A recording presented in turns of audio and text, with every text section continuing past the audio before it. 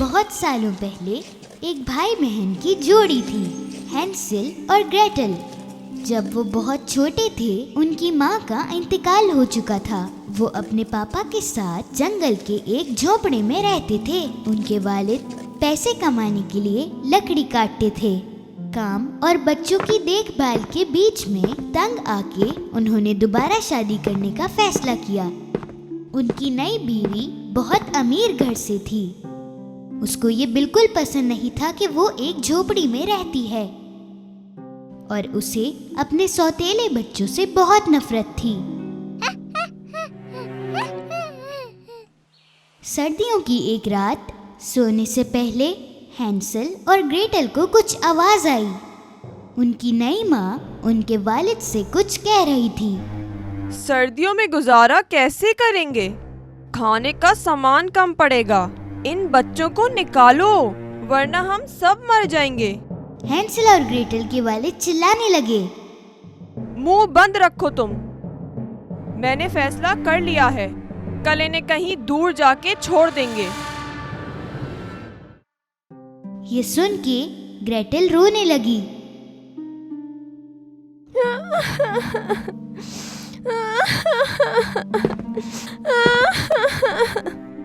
हैंसेल ने उसे चुप कराया। तुम परेशान ना हो ग्रेटल, हम कोई रास्ता जरूर ढूंढ लेंगे। उस रात हैंसेल बाहर जाकर बहुत सारे छोटे छोटे पत्थर अपनी जेब में रखकर ले आया। अगली सुबह वो सब घर से दूर जाने लगे। उनके वालिद ने बताया कि वो पिकनिक पर जा रहे हैं। चलते चलते चुपके से हैंसेल पत्थर गिराते हुए चल रहा था।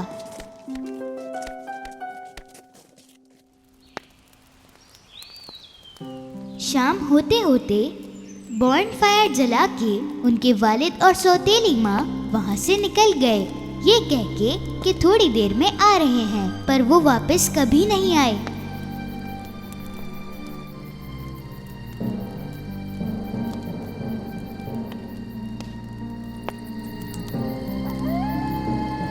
रात होते ही जंगली जानवरों की आवाजें पूरे जंगल में गूंजने लगी।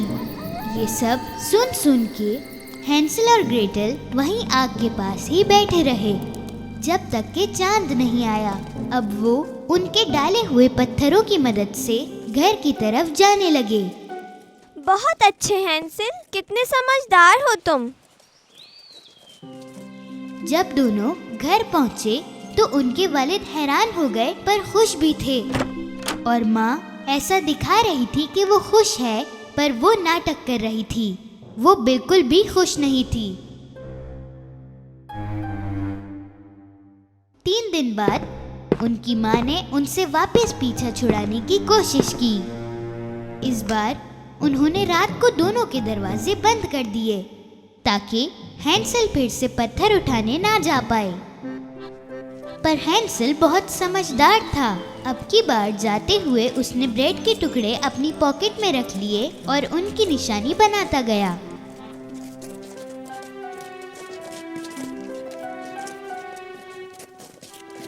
दोपहर को बहाने से उनकी माँ और वालिद चले गए, फिर से इन दोनों को छोड़ के। उनके आने की उम्मीद जब खत्म हुई, हैंसेल और ग्रेटल सूरज डूबने से पहले निकल गए। पर अब की बार उन्हें ब्रेड के निशान नहीं मिले, क्योंकि सारा ब्रेड तो चिड़िया चुग गई थी।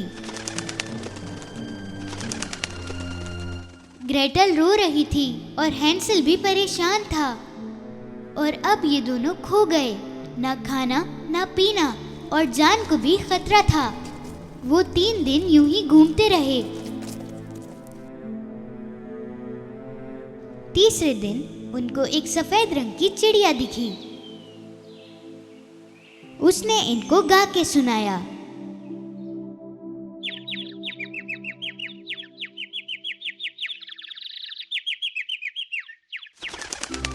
वो उस वक्त अपनी भूख भूलकर उस चिड़िया के पीछे जाने लगे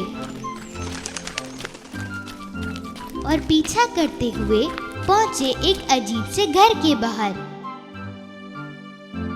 इस घर की दीवार ब्रेड से बनी हुई थी, छत केक की और खिड़कियां बनी थी कैंडीज से और सब तरफ क्रीम ही क्रीम। हैंसल और ग्रेटल खुशी के मारे रुक ना पाए। सारी थकान भूलकर वो उस घर की तरफ भागने लगे। जैसे ही वो उससे कुछ खाने के लिए गए, अंदर से एक आवाज आई। अरे कौन काट रहा है मेरे घर को? उनको दरवाजे पर एक बहुत प्यारी सी दादी माँ दिखी। उन्होंने उन्हें सारी कहानी बताई तो उन्होंने उन दोनों को अंदर बुला लिया।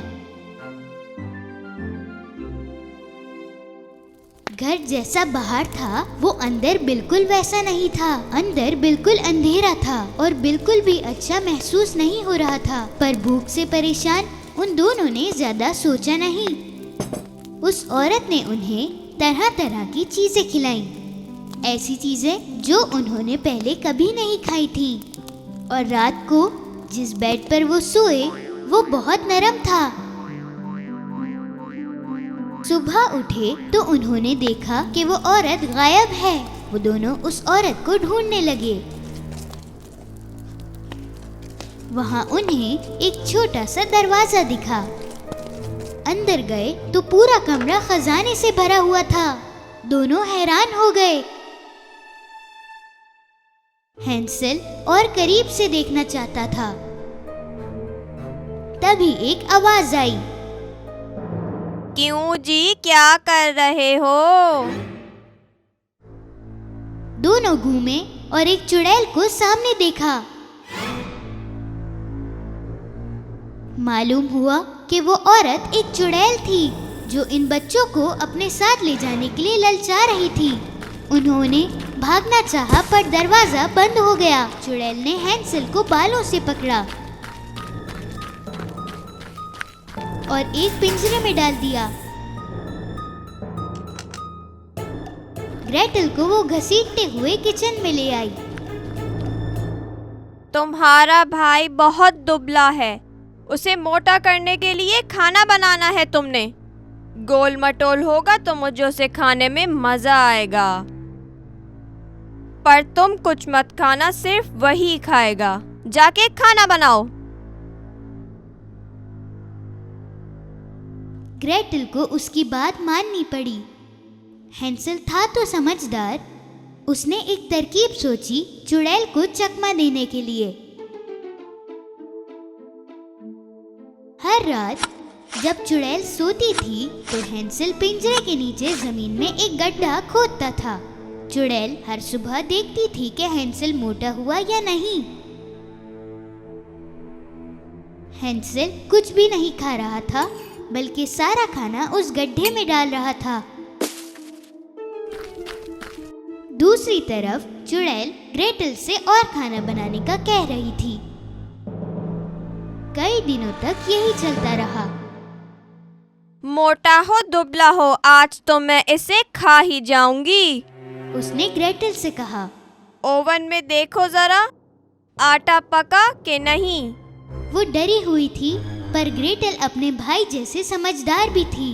वो समझ गई कि चुड़ैल उसे ओवन में धक्का देने वाली है। मुझे तो कुछ दिखाई नहीं दे रहा, आटा भी दिखाई नहीं दे रहा। ग्रेटल ने ऐसा कहा। चुड़ैल ने खुद अपना सर अंदर डाला। मौका मिलते ही ग्रेटल ने सारी ताकत लगाकर चुड़ैल को अंदर डाल दिया और उसका दरवाजा बंद कर दिया।